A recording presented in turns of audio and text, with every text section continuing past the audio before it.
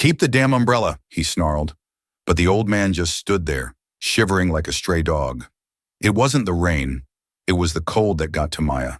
The raw, seeping cold of a world that chewed you up and spat you out. Another Tuesday. Another double shift. Liam's meds weren't going to pay for themselves. Still, something twisted in her gut.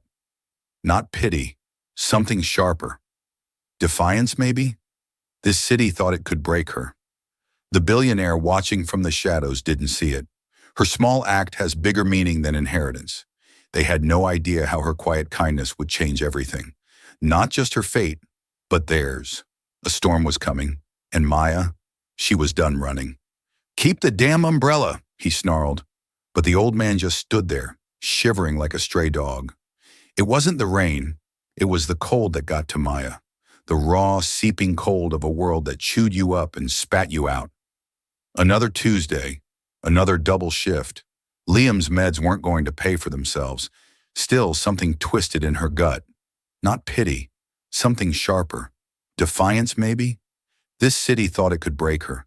The billionaire watching from the shadows didn't see it. Her small act has bigger meaning than inheritance. They had no idea how her quiet kindness would change everything. Not just her fate, but theirs. A storm was coming, and Maya, she was done running. That Tuesday started like any other, steeped in the aroma of burnt coffee and desperation hanging thick in the air of the corner griddle. Rain lashed against the grimy windows, mimicking the relentless assault of bills and worries that hammered against Maya's resolve. The diner, a relic of a bygone era, mirrored her own fading hope, its neon sign sputtering like a dying ember. At 24, Maya felt ancient. Life had hardened her, etching lines of exhaustion around her eyes that no amount of concealer could hide. The vibrant dreams of art school, of colors exploding onto canvases, were now just ghosts haunting the beige wasteland of her waitress uniform. Liam, her brother, her son, was slowly being eclipsed by a ruthless lung disease. Each breath he took was a victory hard won, and each new experimental treatment demanded a sacrifice she was increasingly unsure she could make. Wrist became a distant memory, replaced by the weight of a serving tray and the forced cheerfulness of, "Order up." "Table 6, barked Sal, the cook, a mountain of a man with a temper as fiery as his grill. Maya plastered on her practiced smile, a fragile mask concealing the bone-deep weariness that threatened to swallow her whole. She delivered the greasy cheeseburger and fries, pocketed a meager tip, and glanced at the clock. 10:58 p.m. 2 more minutes. 2 more minutes until she could escape the clatter of plates and the drone of broken dreams. The bell above the door jingled, a cheerful counterpoint to the storm's fury. An old man shuffled in, water streaming from his threadbare tweed coat, creating a small puddle on the linoleum. He looked like he'd been weathered by a century of storms, his face a roadmap of hardship etched deep into his skin. He didn't order anything, just stood by the door, seeking refuge from the deluge, a ghost haunting the periphery. Finally, her shift ended. Relief washed over her as she grabbed her bag, containing the meager essentials of her life and the most prized possession. A sturdy black umbrella. Her father's umbrella. It was old, reliable, her only defense against a world determined to soak her to the bone. As she wrestled the door open, the wind howled, threatening to rip the umbrella from her grasp. And there he was, the old man, still huddled beneath the diner's awning, shivering violently. His gaze, pale and watery, met hers, and for a fleeting moment, she saw not a plea, but an ocean of weariness, reflecting her own. Something cracked within her. She saw Liam's fragility mirrored in the old man's frailty. She felt the world's callous indifference. "You need that umbrella." The walk home is 20 minutes. You can't afford to get sick. But her heart, that stubborn, foolish muscle, pulsed with a defiant rhythm. She walked toward him, each step a silent rebellion. "Sir," she said, her voice barely audible above the wind. He flinched as if expecting a reprimand. "Here," she offered the umbrella. "You need this more than I do." He stared at the umbrella, then back at her, confusion clouding his eyes. "But it's yours, it's pouring." His voice was a raspy whisper, like dry leaves skittering across pavement. "It's just water," Maya said, forcing a weary smile. "I'll dry off. You look like you could use a break from it." She pressed the umbrella into his trembling hands. His fingers, cold and bony, brushed against hers, sending a strange shiver through her. His gaze intensified, boring into her soul, as if he were weighing her worth, judging her very essence. "Thank you," he finally whispered, the words thick with an emotion she couldn't decipher. "What is your name?" "Maya," she replied, pulling her thin jacket tighter against the wind. "Just Maya. Get home safe." She turned and plunged into the storm, the icy rain instantly plastering her hair to her face and seeping into her clothes. She braced herself, walking into the icy blast of rain as the umbrella was a sacrifice.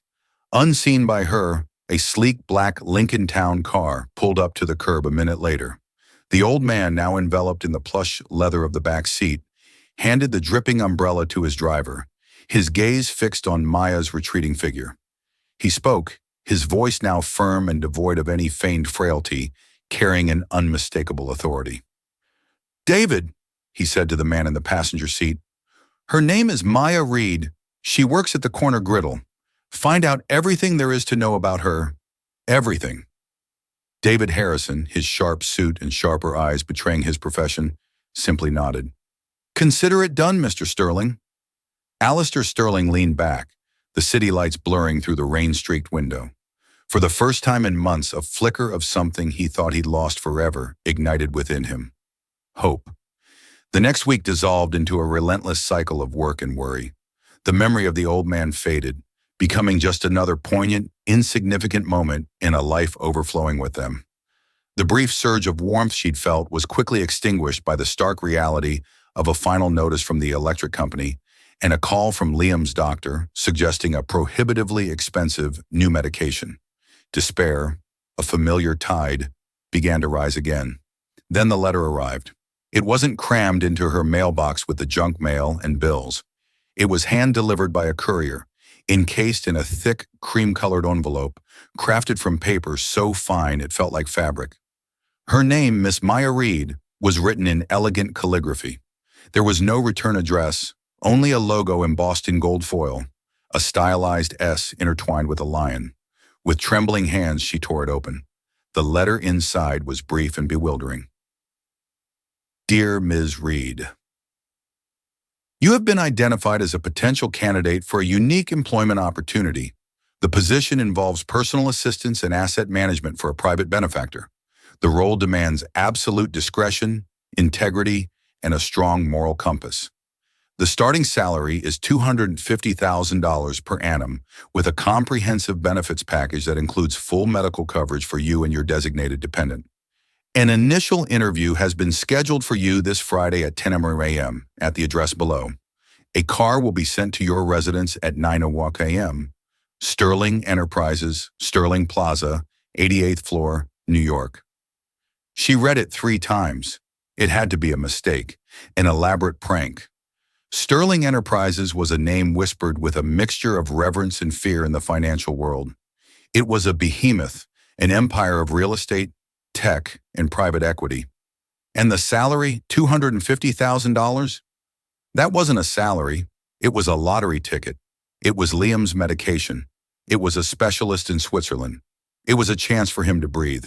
She thought of the old man. Could there be a connection? No, that was ridiculous. He was a homeless man, a drifter.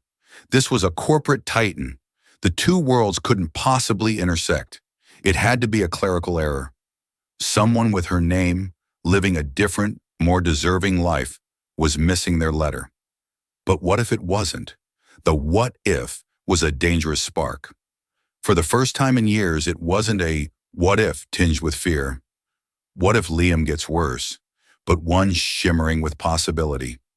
On Friday morning, precisely at 9 a.m., a gleaming black sedan, the same model as the Lincoln she hadn't seen, purred to a stop outside her crumbling apartment building. The driver, a stoic man in a black suit, held the door open for her. Maya, wearing her only decent blouse and a pair of slacks she'd bought from a thrift store, felt like an imposter stepping into a chariot. Sterling Plaza wasn't a building. It was a monument to power, a spear of glass and steel piercing the clouds. The lobby was a cavern of white marble and hushed importance, where people moved with an effortless confidence that came from owning the world. The elevator ascended to the 88th floor with silent, stomach-lurching speed. She was led into an office that dwarfed her entire apartment. One wall was a solid pane of glass, offering a godlike view of the city sprawling below. The man who stood to greet her was the same man who had been in the passenger seat of Alistair's car. "Ms. Reed, I am David Harrison, Chief Counsel for Sterling Enterprises," he said, his voice calm and measured. He gestured to a leather chair. "Please, have a seat." The interview was unlike any she could have imagined. Harrison didn't ask about her work experience or her education. He didn't seem to care that her resume consisted of a dropped art degree and 5 years of slinging hash. Instead, his questions were strangely personal, almost philosophical. "What is your opinion on legacy?" he asked, his eyes fixed on her, missing nothing. "Legacy," she stammered. "I suppose it's what you leave behind that matters, not money or buildings, but the effect you have on people. And what of charity?" "It's essential," she said, thinking of the free clinic that had helped Liam in the early days. "But it should be about lifting people up, not just handing them things, giving them the tools to build their own lives." He presented her with a series of hypothetical scenarios. What would she do if an employee was caught stealing food to feed their family? How would she handle a public relations crisis involving an environmental accident at a subsidiary company? If she had to choose between a project that would generate immense profit but displace a low-income community and a less profitable project that would build a new community center, which would she advocate for? Maya answered honestly, drawing from her own hard-won empathy. She spoke of second chances, of corporate responsibility, of the human cost that never appeared on a balance sheet. She had no idea if these were the right answers, but they were her answers. She felt as though her very soul was being x-rayed. "One final scenario, Ms. Reed," Harrison said, leaning forward slightly. "An elderly man, a stranger, is caught in a torrential downpour. He has no coat, no protection. You have a durable umbrella, a gift of sentimental value. You have a long walk home and risk getting ill yourself, which could impact your ability to care for a sick loved one. Do you give him the umbrella?" The blood drained from Maya's face. The air in the room grew thin. It wasn't a hypothetical. It was her. I would give him the umbrella," she whispered, her heart pounding against her ribs. Harrison's stern expression softened almost imperceptibly. He leaned back in his chair. "The position is yours, Miss Reed, if you want it. Your benefactor prefers to remain anonymous for now. You will report directly to me. Your first task will be to manage a discretionary fund of $5 million, the Sterling Foundation's emergency relief grant. You will be responsible for reviewing applications and allocating funds to families in immediate crisis, medical emergencies, housing insecurity, that sort of thing." Maya was speechless. $5 million? She, who had to count every penny for a carton of milk, was being handed control of a fortune. "Why?" she finally managed to ask. "Why me? I have no qualifications, no experience in finance or philanthropy." David Harrison stood up and walked to the window, looking down at the city sprawling below. "My employer believes that the best person to understand the value of a life raft is someone who has spent their life treading water. He believes that true qualification isn't found on a resume, but in character. You passed the first test, Ms. Reed. Now your real work begins." As Maya left the building, the contract signed and her world turned upside down, she felt a dizzying mix of elation and terror. She had stepped through a door into a gilded cage, a world of unimaginable wealth and power. But she couldn't shake the feeling that she was still being watched, that this incredible opportunity was just another, far more complex test, and that the quiet old man from the diner was the one holding the key. Just as Maya began to feel a fragile sense of belonging in her new world, the serpent arrived. His name was Julian Sterling, and he was Alistair Sterling's grandnephew, the presumed and entitled heir to the Sterling Empire. He didn't walk into a room, he conquered it. A few weeks later, Harrison called Mia into his office. His face was grim. On his desk was a file and a printout from a tabloid website known for its sleazy corporate gossip. The headline screamed, "Sterling Aries scam billionaire's new philanthropy guru has troubled past brother with questionable medical history." The article was a masterpiece of character assassination. It painted Maya as a cunning operator who had fabricated her brother's illness to win sympathy and swindle a position at Sterling Enterprises. It twisted her dropping out of art school into an act of academic failure and her waitressing job into a sign of instability. It even included grainy photos of her walking into a free clinic with Liam years ago spun to look like she was involved in some sort of medical fraud. The most damning part was a quote from a source close to the family. Clearly, Julian saying, "We are very concerned that a vulnerable man is being taken advantage of by someone with a well-rehearsed sob story." Maya felt the floor drop out from under her. They had attacked Liam. They had taken the purest, most selfless thing in her life and twisted it into something ugly and deceitful. Tears of rage and humiliation stung her eyes. "This is all lies," she whispered. Her voice choked. "I know," Harrison said quietly. "Julian is behind this. He's trying to discredit you to force our benefactor to cut you loose." "Will he?" Maya asked, the fear a cold knot in her stomach. "Your benefactor? Will he believe this?" Harrison looked at her, his expression a mixture of concern and something else. "Resolve? Our benefactor is not a man who is easily swayed by tabloid gossip.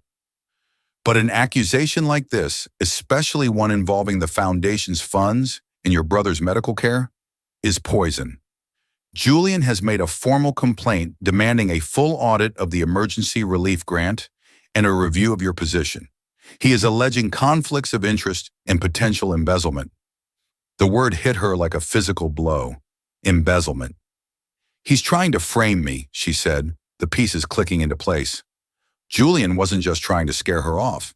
He was trying to destroy her, to bury her in a scandal so deep she would never recover. "Yes," Harrison confirmed, "and we have to treat the allegations seriously. The audit will begin tomorrow. You will be placed on temporary leave, effective immediately. You are not to access your office or any company files." It was a nightmare. In one swift, vicious move, Julian had taken everything from her. Her job, her reputation, her ability to help Liam. She was locked out, silenced, and accused. The serpent had struck. And as she rode the elevator down her career and her future in ashes, Maya felt the crushing, terrifying reality of the world she had entered. She wasn't just fighting for a job anymore. She was fighting for her life. The suspension felt like a death sentence. Maya was cast out of the gleaming tower and thrown back into the gray reality of her life. But now with the added weight of public shame and a terrifying accusation hanging over her head, the tabloid story had spread. Neighbors in her building looked at her with suspicion. Her phone buzzed with notifications from cruel strangers on the internet. She felt like a pariah. Worse, Liam had seen the article. He was devastated, not for himself, but for her. "They're turning your kindness into a weapon against you, Maya." He'd said, his voice weak, but full of a fury she rarely saw in him. "Don't let them win." His words became her mantra. She wouldn't let Julian Sterling win. He had underestimated her. He thought that by cutting her off from the company, he had rendered her powerless. But he was wrong. Her power had never come from the 88th floor. It came from the grit and resilience she'd learned on the streets below. She was locked out of her office, but she still had her mind. She spent 2 sleepless nights replaying every single grant she had approved, every file she had ever touched. Julian needed more than just a slanderous article. He needed evidence, something to make his accusation of embezzlement stick. He must have planted something. But what and how? The answer, she realized, had to be in the numbers. He would have manipulated a financial record, created a transaction that looked like she was siphoning money. She needed access to the grant's financial ledger. But how Harrison had been firm, no contact with the company. Then she remembered something. During her due diligence on Project Nightingale, she had worked with a junior accountant in the hospital's finance department, a young woman named Clara, who was sharp, overworked, and deeply cynical about the hospital's administration. Mer had not only listened to her complaints, but had also anonymously submitted a recommendation to Harrison that Clara's efficiency and integrity be noted. Maya had helped her without wanting anything in return. It was a long shot, but it was the only one she had. She found Clara Ara's personal email from an old exchange and sent a desperate cryptic message. Need your help. It's about Project Nightingale and fairness. Can you meet off the record? They met at a hole-in-the-wall coffee shop miles from the hospital or Sterling Plaza. Clara Ara was wary, but she came. Maya laid out the situation, not the full story of the inheritance test, but the accusation Julian had leveled against her. He's trying to destroy the project and me along with it, Maya explained. He must have falsified a record in the foundation's accounts. I can't access them, but the foundation's grants are processed through a third-party payment system.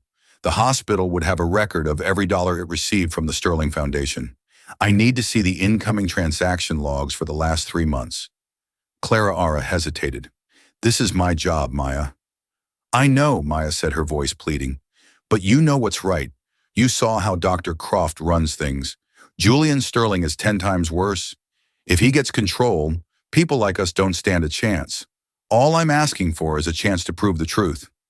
Clara chewed on her lip, then gave a slow, determined nod.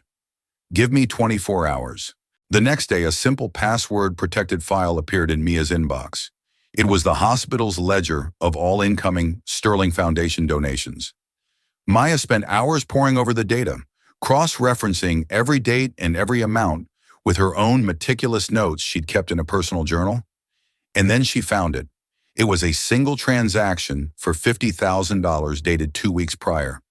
Her own records showed she had approved a $5,000 grant to the hospital's patient transport fund on that day. But the hospital's ledger, and undoubtedly the foundation, showed a $50,000 payment. The recipient account wasn't the usual hospital fund either. The routing numbers were slightly different. It was an account for a private medical supply company, a company that after a quick online search, Maya discovered was a subsidiary of a shell corporation owned by Julian Sterling. The plan was diabolically simple. Julian had used his internal access to change the amount of her approved grant in the system from $5,000 to $50,000. The extra $45,000 was routed to his own company. On the books, it would look like Mary had overpaid a grant and the money had vanished into a third-party vendor. It was the perfect evidence for his embezzlement claim. He had used her own signature on the initial smaller grant to authorize a much larger fraudulent one.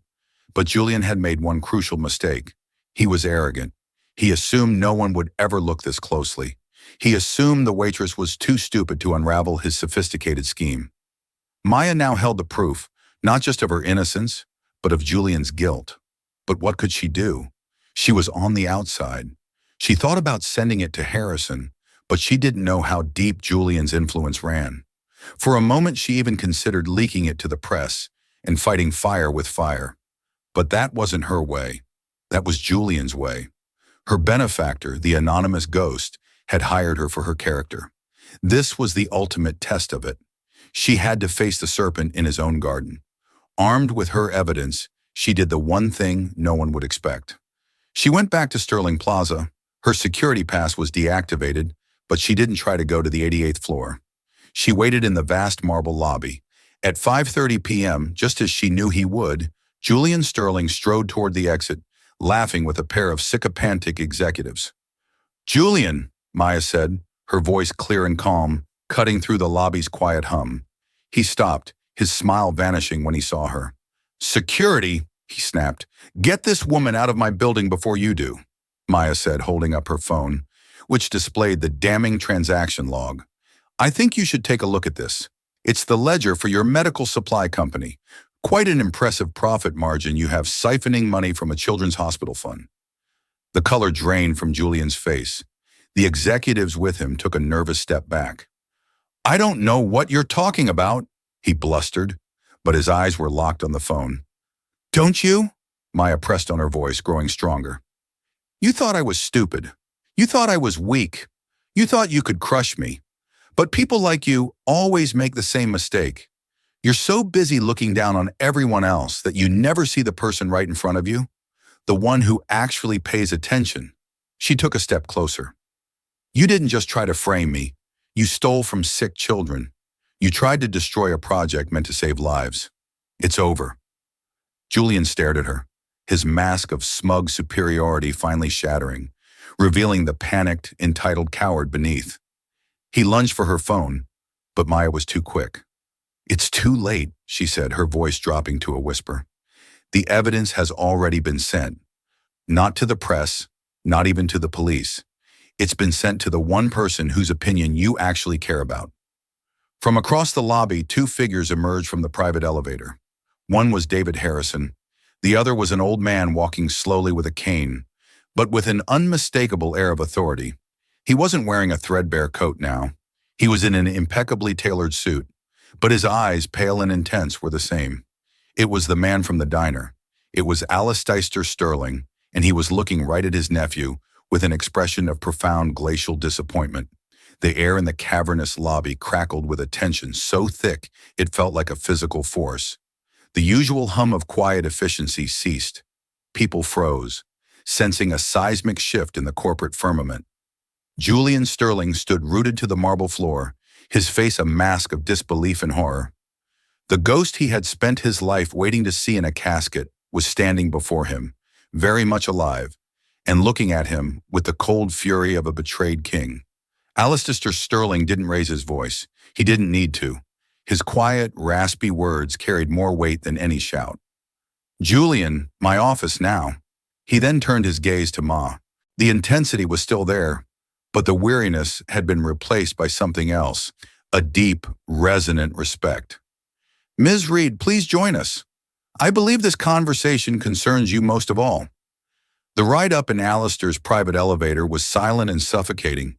Julian stared at his feet, a condemned man on his way to the gallows. Maya stood beside David Harrison, her heart hammering against her ribs. She was about to get the answers she had so desperately sought, but she was also afraid of them. Alistair's office. The penthouse made the 88th floor look like a waiting room. It was a sprawling space filled with old books, priceless art, and floor-to-ceiling windows that offered a breathtaking panorama of the entire city. It was the throne room of an emperor. Alistair settled heavily into a large leather armchair behind a massive oak desk. He gestured for Meyer to sit, while Julian was left standing in the center of the room like a disobedient schoolboy. For 30 years, Alistair began, his voice laced with a profound sadness. "I have watched you, Julian. I gave you every advantage. The best schools, a position in my company, a life of immense privilege. I did it hoping that somewhere beneath the entitlement, a spark of your grandmother's decency might exist. I was a fool." He gestured to a tablet on his desk, which displayed the evidence Maya had sent to try and frame.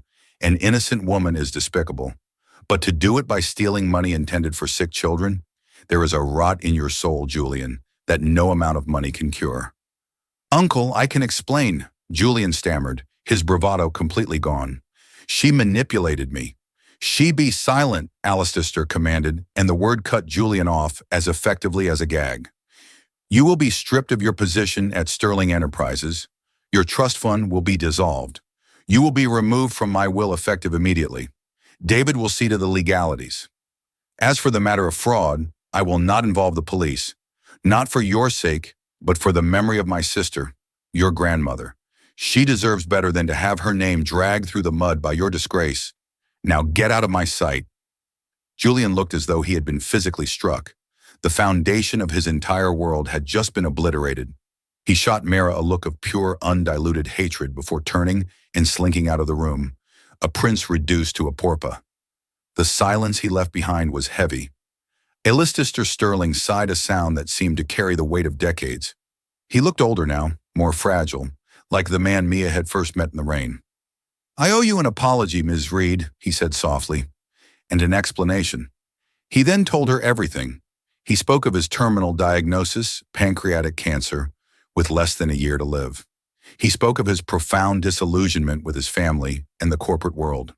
He had built a world that seemed to reward greed and ruthlessness above all else. "I built an empire of things," he said, gesturing to the city below. "But I realized I had no one worthy of inheriting its soul. My legacy was destined to fall into the hands of a man like Julian. I couldn't allow that. So I decided to conduct a search, a quiet, unconventional search for an heir. Not an heir to my fortune, but a custodian of its potential."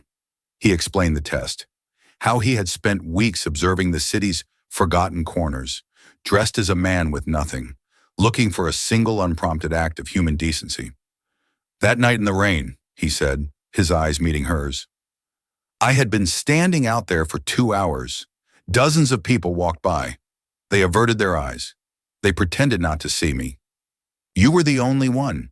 You were tired, and you were struggling, but you still performed an act of grace, expecting nothing in return. You gave away something you needed to a person you thought had less. That was the spark I was looking for. The job, the foundation, the impossible ethical dilemmas, Project Nightingale, even Julian's treachery. It had all been part of the test, a crucible designed to see if her character would bend under pressure, if her integrity would erode, when faced with power and temptation. David, Alistair said, looking at his lawyer, thought I was a sentimental old fool. He argued that one act of kindness did not qualify someone to run a multi-billion-dollar enterprise. I was wrong, Harrison stated, his voice devoid of its usual stiffness, replaced by genuine sincerity. Your performance, Ms. Greed, particularly in the face of Mr. Sterling's recent activities, has been more than exemplary. It has been remarkable. Alistair leaned forward, his expression grave. Maya, I am not offering you a job. I am offering you my life's work. I want you to be my successor. I want to leave the controlling interest of Sterling Enterprises and the entirety of its foundation, a total endowment of over $10 billion to you. Maya felt the air leave her lungs. The number was incomprehensible. It was a weight so immense she felt it might physically crush her. She thought of her tiny apartment of counting change for Liam's prescriptions, of the bone-deep weariness of her old life. The journey from there to here felt like a dream she was about to wake up from. Me? She whispered. Why? I'm not a businesswoman. I'm a waitress who got lucky. No, Alistair corrected her gently. You are not a businesswoman. You are a leader. You lead with empathy, with integrity, with a fierce devotion to what is right. That is 1,000 times more valuable than a business degree. I can't leave you my experience, but I can leave you my resources. I can't give you more time, but I can give you the power to shape the future. He paused, letting the magnitude of his offer settle. The choice, of course, is yours. It is a burden as much as it is a gift, but I believe you are the only person I have ever met who is strong enough to carry it. Maya looked from Alistair's hopeful, weary face to the sprawling city outside the window. It wasn't a collection of buildings anymore. It was a sea of stories, of struggles, of people just like her, treading water. And she was being offered not just a life raft, but an entire fleet. The test was over. The choice had just begun. The days that followed the revelation were a whirlwind of surreal conversations and existential vertigo. Mir met with teams of lawyers, wealth managers, and board members. They spoke of trusts, equity portfolios, and fiduciary responsibilities, a language from another planet. They saw her as the Sterling A's, a headline in waiting. But Maya felt like a ghost haunting a life that wasn't hers. The $10 billion offer was not a prize to be won. It was a cross to be borne. The weight of it was suffocating. How could she? Maya Reed, who still instinctively checked the price of coffee before ordering, be a responsible steward of such staggering wealth. Julian's parting glare haunted her, a reminder of the vipers that would forever circle her, waiting for her to fail. She retreated to the one place that felt real, her small apartment, with the familiar scent of old books and rubbing alcohol. She sat by Liam's bedside, watching the gentle rise and fall of his chest, a rhythm that had dictated the pace of her life for so long. I can't do it, Liam, she confessed one evening, her voice barely a whisper. It's too much. These people, they live in a different world. They'll eat me alive. I should just take enough for your treatments and walk away. Liam, who had been listening quietly, turned his head on the pillow. His breathing was labored, but his eyes were clear and sharp. When you were at RSD, he began, his voice soft, you had that one professor, the one you hated, Professor Davies, the one who told you your work was technically proficient, but emotionally vacant. Mir winced at the memory. What about him? You didn't quit, Liam continued. You spent the entire semester locked in your studio. You didn't just paint, you bled onto the canvas. Your final project, that portrait of Dad. It was so full of life and pain and love. The Davies cried during your critique. You didn't run from the challenge, Maya.